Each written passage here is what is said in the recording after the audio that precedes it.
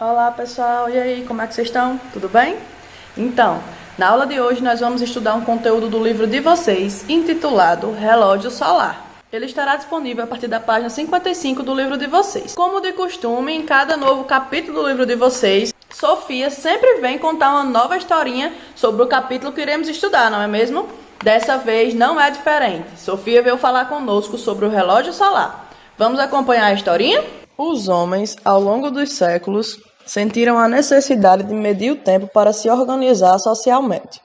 Essa foi uma condição unicamente humana, porque nem os animais e nem as plantas têm necessidade de contar as horas, apenas reconhecem o tempo como dia e noite. O registro mais antigo da contagem e divisão do tempo é datado de 3.500 anos antes de Cristo, há mais de 5.000 anos. Já passou pela sua cabeça que uma simples e natural sombra poderia servir como ponteiro de um relógio desses? Isso mesmo.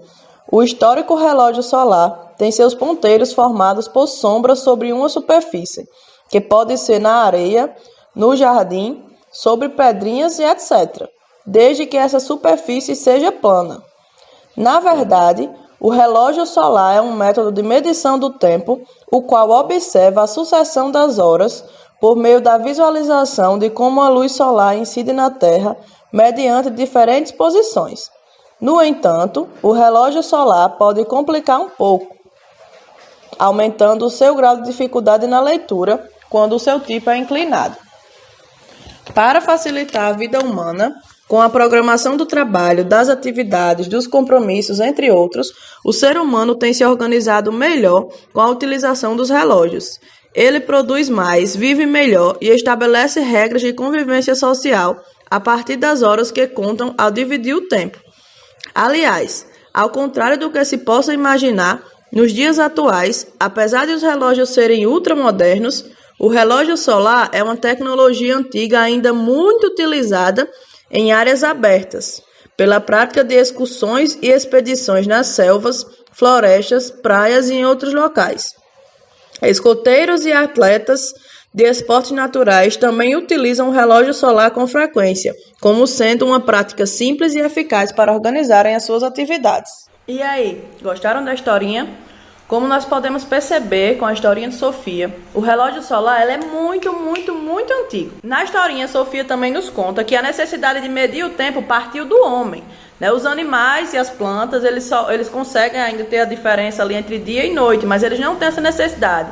Por que eles não têm essa necessidade? Porque eles não precisam operar em tantas tarefas no dia a dia como a gente tem que operar, né? Então, nós começamos a sentir essa necessidade para poder ter um controle do nosso tempo. Horário que a gente tira para brincar, horário que a gente tira para estudar, enfim, horário de trabalhar, horário de tudo. Então, por isso que a gente começou a ter necessidade de ter esse instrumento para marcar o nosso tempo.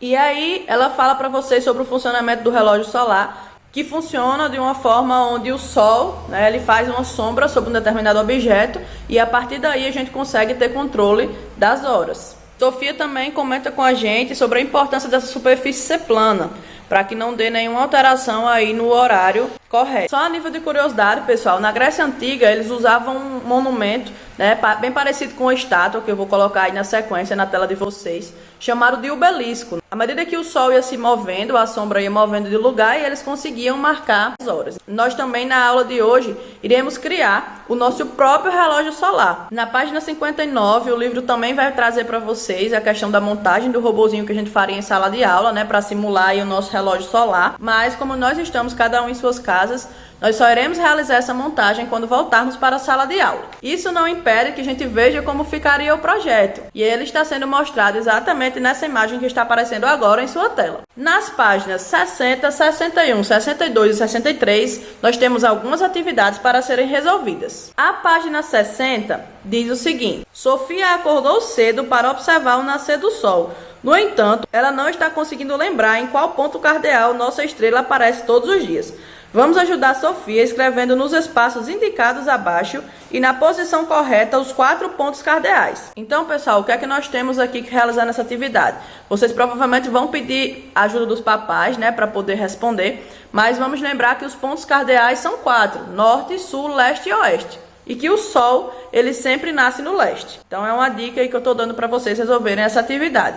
A questão número 1. A questão número 2, vocês encontrarão aí relógios mecânicos já bem parecidos com o que a gente usa hoje em dia já no nosso braço. E encontrarão ao lado o relógio solar. Vocês deverão observar atentamente e ligar os relógios que estão marcando os mesmos horários. Já na página 62, Sofia traz para vocês um labirinto. O objetivo dessa tarefa é fazer que Sofia chegue até o final no menor tempo possível. Então vamos lá pensar e buscar uma estratégia para que ela consiga fazer isso. Já a página 63, ela traz esse recorte que seria o que a gente usaria no robozinho. Nós iremos utilizar esse recorte no maker que nós faremos na sequência. Caso você queira substituir esse recorte por um relógio tradicional que nós já temos hoje em dia, naquele formato do 12 em cima, 6 embaixo, enfim, vocês podem também substituir, tá bom? Na sequência, vocês verão um vídeo maker mostrando para vocês os materiais que vocês precisarão para construir o próprio relógio solar de vocês. Tenho certeza que todo mundo tem esses materiais em casa e que vocês vão adorar construir e brincar com os papais depois para tentar adivinhar a hora que o relógio solar está marcando. Qualquer dúvida é só falar comigo ou deixar aqui nos comentários, combinado? Eu espero que vocês se divirtam bastante.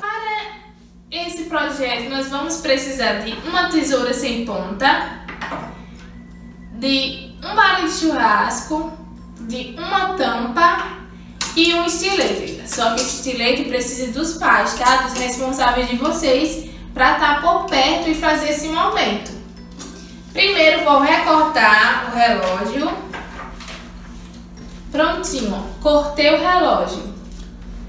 Agora vou pegar o palito de churrasco e o estilete e vou cortar com a ajuda do papai e da mamãe, tá, galera? Isso mesmo, não pode ser sem eles, para não se machucar. Cortei, olha só.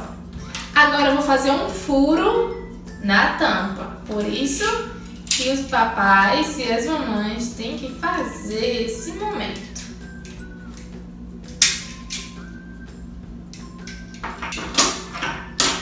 Prontinho, aqui nossa tampa furada. Agora eu vou pegar, ó, um palito que a gente fez.